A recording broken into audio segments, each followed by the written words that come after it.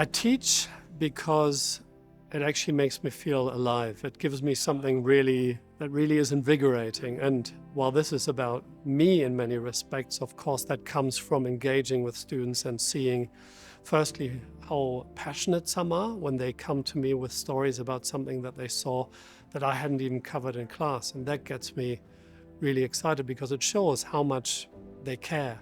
So how do you engage your students? How do you bring students with you on that learning journey, and how do you make them part of that learning journey? And I think that's often through acknowledging their background, acknowledging their experiences, trying to understand their lived experiences.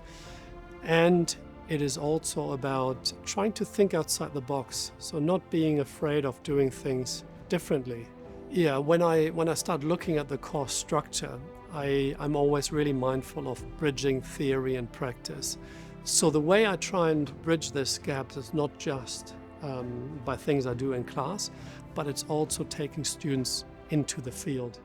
The field is where things are happening. So I use the concept of situated learning because learning ideally needs to be positioned in the real world. I do this through field trips, which has become a lot more difficult during COVID. So we use something called OpenSim right at the beginning to allow students to visit an environment that we were able to digitally model.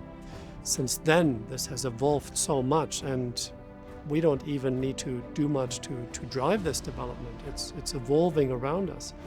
There are huge companies involved that are creating opportunities for us to make much greater use of the fantastic technology we now have. He always provides space for our own creativity in his teaching, and he also continuously encourages us to think outside of the box while still learning essential skills. So part of thinking outside the box is that you take certain risks and you do a level of experimentation. Christian's an excellent teacher because of his passion and dedication and his focus on the student experience. In particular, place is really important to Christian in his teaching and learning environments.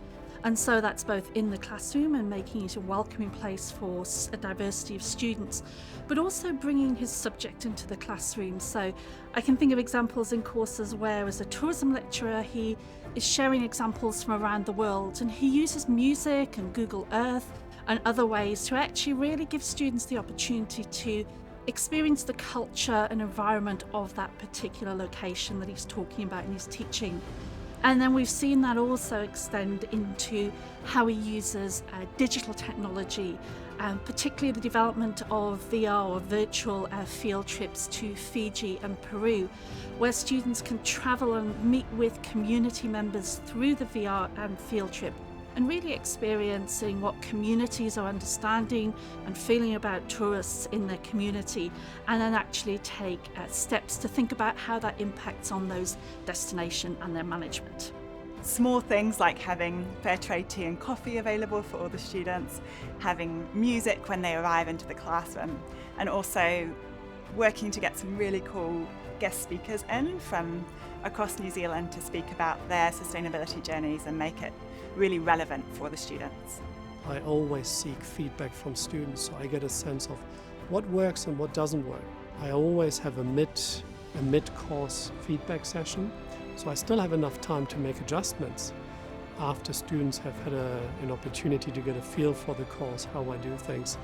And inevitably, I make changes based on that feedback. Sometimes they're smaller changes, sometimes they're larger changes, but it helps me all the time be the educator I want to be. Without feedback from students, I'm not really an effective educator or teacher, because what I might be putting out is teaching rather than creating opportunities for learning.